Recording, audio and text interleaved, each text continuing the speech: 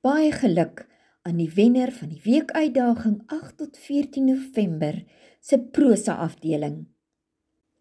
Die vergelding teen Freddy, geskryf deur Kobus Kreur. Die sergeant se piekbalpunt vertoef bo die papiervel, traag om die wit met my woorde te besmet. Jy moet verstaan, begin ek, en vou my hande bewend in my skoot. Almal het geglo hy skuldig. Sy alibi was goed. Hy was nooit onder arrest nie.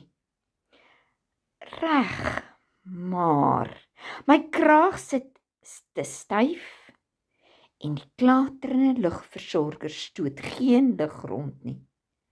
Hy het 'n obsessie oor Dunay gehad.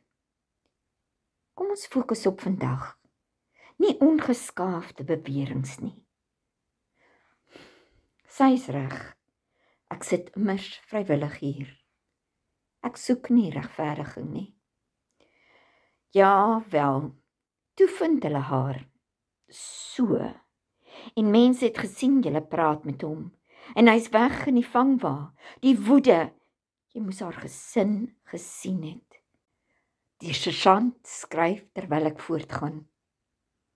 Dunay was my peetkind. Almal was lief vir haar. Eers het die bure oorgekom, toe skoolvriende en hulle ouers. Flippen, almal het gesê Freddy het dit gedoen. Iemand het hom gesien wegry of iets. En toe ry hulle mekaar op. My hande ysig en klam, bewe steeds. Toe ry ek almal op. Ja, party het gesê hy's nie heel reg nie. Ek snork. Wie weet, dalk was dit waar. Maar toe sê ek, ons moet polisiestasie toe en seker maak julle sluit hom toe. Sy kyk my stip aan. Ons het hom net ondervra.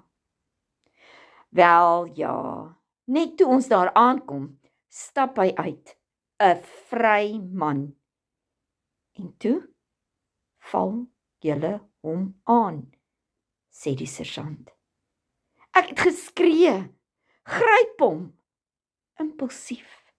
Ek het nie gedink hulle sou hom doodmaak nie. Ek hark vingers deur my hare. Flip, of dalk, dit was so vinnig. Daai eerste span flank het hom plat geduik en toe spring almal in. Ek het name nodig. Later, maar ek het sy oë gesien, net voor die eerste houe. Hy was hartseer, nie bang nie. So stil getuienis. Hy was onskuldig. Ek weet dit. Haar stem is die ene verwyd. Jy moes dit gestop het. Hoe? Die trop was ontketen en hy's vertrap onder die gewig van geregtigheid, van hulle haat. Onskuld was onbevredigend. En dieselfde geld vir my bekentenis en my berou. Voorgelees en saamgestel deur Christa Diedriks.